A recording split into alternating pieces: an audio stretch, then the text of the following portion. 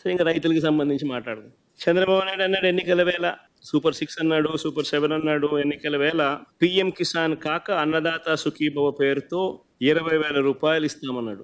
అసలు ఎన్నికలప్పుడు ఆయన అన్న మాటలేంటి? జగను రైతు భరోసా కింద పీఎం కిసాన్ ని కలుపుకొని ఇస్తా ఉన్నాడు. నేను అట్ట కాదు, నేను అన్నదాత సుఖీభవ ఇస్తా, నేను 20,000 రూపాయలు ఇస్తాను అన్నాడు. పీఎం కిసాన్ కాక అన్నదాత సుఖీభవ 20,000 ఇస్తా అన్నట్టుగా ప్రతి మీటింగ్లోనూ నమ్మబలికాడు. మరి పీఎం కిసాన్ కింద పక్కన పెడితే అన్నదాత సుఖీభవకు సంబంధించి 53,58,266 మంది రైతులు ఉన్నారు. రైతు భరోసా అందుకున్న వాళ్ళు గతంలో మా ప్రభుత్వంలో 2023-24 సంవత్సరంలో లెక్కేసుకున్న మరి 53,58,266 మందికి ఇంటూ 20,000 రూపాయలు అంటే 10,717 కోట్ల రూపాయలు ఈ పెద్ద మనిషి బడ్జెట్ అలకేట్ చేయాలి. మొట్టమొదటి బడ్జెట్లో గత ఏడాది 1,000 కోట్లు అలాట్ చేశాడు అన్నదాత సుఖీభవ అనే ప్రోగ్రాం. పోయేదేముంది, ఎలాగో ఇచ్చేది లేదు, సచ్చేది లేదు కదా అని చెప్పి 1,000 కోట్లు అలాట్ చేశాడు, ఎగరగొట్టేశాడు. ఇప్పుడు ఎంత చేశాడు అని అంటే ఇప్పుడు రెండో బడ్జెట్లో 6,300 కోట్లు అలాట్ చేసినాడు. ఇక్కడ కూడా ఎక్కడ 10,717 కోట్లు కనిపించదు. ఎందుకంటే ఎలాగో ఇచ్చేది లేదు, సచ్చేది లేదు, ఎలాగో మోసం చేసేది కదా అన్నట్టుగా తయారైంది చంద్రబాబు నాయుడు పరిస్థితి. ఇప్పటికే ప్రతి రైతుకు చంద్రబాబు నాయుడు 20,000 రూపాయలు బాకీ పడ్డాడు, ఎగనామం పెట్టాడు. ఈ రెండో ఏడాది ప్రతి రైతుకు మళ్ళీ ఈ రెండో ఏడాది కూడా కలుపుకుంటే మరో 20,000 రూపాయలు.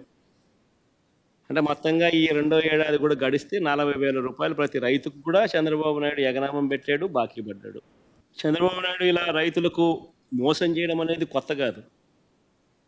కోర్స్ ఆయన చరిత్ర చూస్తే ఎవరిని, మహిళలకు కొత్త కాదు, పిల్లలకు కొత్త కాదు, రైతులకు కొత్త కాదు. కానీ రైతులకు సంబంధించి ప్రత్యేకంగా చెప్పాలని అంటే నేడు ఎలక్షన్స్ కన్నా ముందు ఎలక్షన్స్ ఒకసారి గమనిస్తే 87,612 కోట్ల రూపాయల రైతుల రుణాలు, వ్యవసాయ రైతుల రుణాలు మాఫీ చేస్తానని చెప్పి హామీ ఇచ్చి, బ్యాంకుల్లో పెట్టిన బంగారం విడిపిస్తాను అని చెప్పి హామీ ఇచ్చి, చివరికి 87,612 కోట్ల రూపాయలకు గాను కనీసం వడ్డీలకు కూడా సరిపోని విధంగా తన 5 సంవత్సరాల అప్పటి పాలనలో కేవలం 15,000 కోట్ల రూపాయలు మాత్రమే విడల్చి చేతులు దులుపుకున్న పరిస్థితుల మధ్య చంద్రబాబు నాయుడు ఎలా ఓడిపోయాడో మనమంతా చూసాం. మళ్ళీ ఈరోజు సీఎం అదే పద్ధతిలో మళ్ళీ రైతులను మోసం చేసే కార్యక్రమం మళ్ళా జరుగుతూ ఉంది. ఇప్పటికే రైతులకు 20,000 రూపాయలు మోసం చేశాడు, గత ఏడాది ఇవ్వకుండా ఎగరగొట్టేశాడు.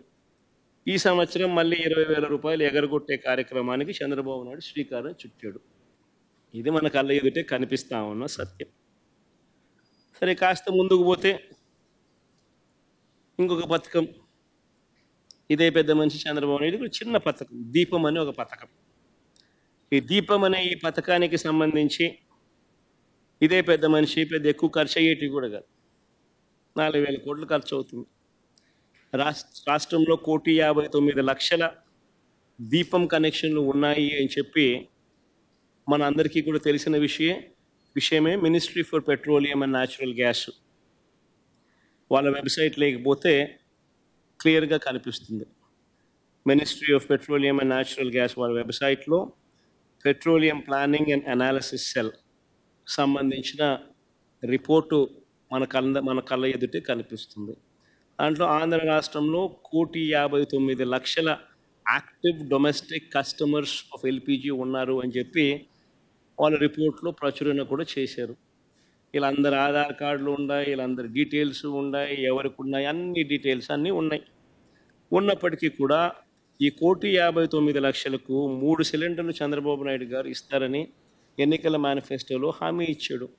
1,59,00,000 ఇంటూ 3 సిలిండర్లు అని అంటే సంవత్సరానికి కావాల్సింది 4,000 కోట్లు. ఇందులో మొదటి ఏడాది మోసం చేస్తూ 3 సిలిండర్లు కాస్త 1 సిలిండర్కు తీసుకొచ్చాడు. ఆ 1 సిలిండర్లన్నా అందరికీ ఇచ్చాడంటే అది ఇవ్వకోకుండా అందరికీ ఎగరగొట్టేశాడు. కేవలం 895 కోట్లు మాత్రమే ఇచ్చి 865 కోట్లు మాత్రమే ఇచ్చి అది ఎగనామం పెట్టేశాడు. పోనీ ఈ సంవత్సరం అన్నా రెండో సంవత్సరం అన్నా 3 సిలిండర్లు ఇస్తున్నాడా అని చెప్పి చూస్తే 1,59,00,000కు 3 సిలిండర్లకు 4,000 కోట్ల రూపాయలు అవసరమైతే బడ్జెట్లో ఈయన కేటాయింపు చేసింది 2,600 కోట్లు మాత్రమే. అంటే ఎలాగూ ఇచ్చేది లేదు కాబట్టి, ఎలాగూ మోసమే కాబట్టి నెంబర్లు ఏవి ఎంత అవసరమో అన్న దాని మీద ఏది కూడా ఎవరు కూడా లెక్కలు చూడడం లేదు. ఎలాగో ఎగరగొట్టేదే నామకే వాస్తే చేయాలంటే చేయాలన్నట్టుగా చేసేదే కాబట్టి ఎలాగో ఎగనామం పెట్టేదే కదా అని చెప్పి అడుగులు వేస్తూ ఉన్నాడు చంద్రబాబు నాయుడు గవర్నమెంట్లో.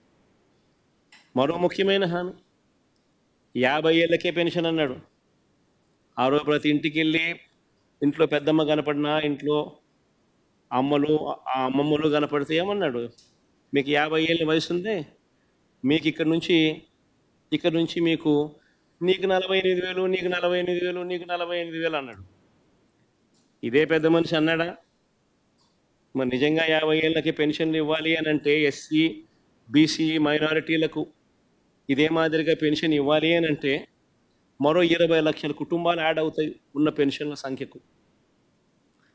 ఈ 20 లక్షల కుటుంబాలకు 4,000 రూపాయల చొప్పున లెక్కేసుకుంటే అక్షరాల 9,600 కోట్ల రూపాయలు కేటాయింపులు చేయాలి. మొదటి ఏడాది 9,600 కోట్లు ఎగరగొట్టేశాడు.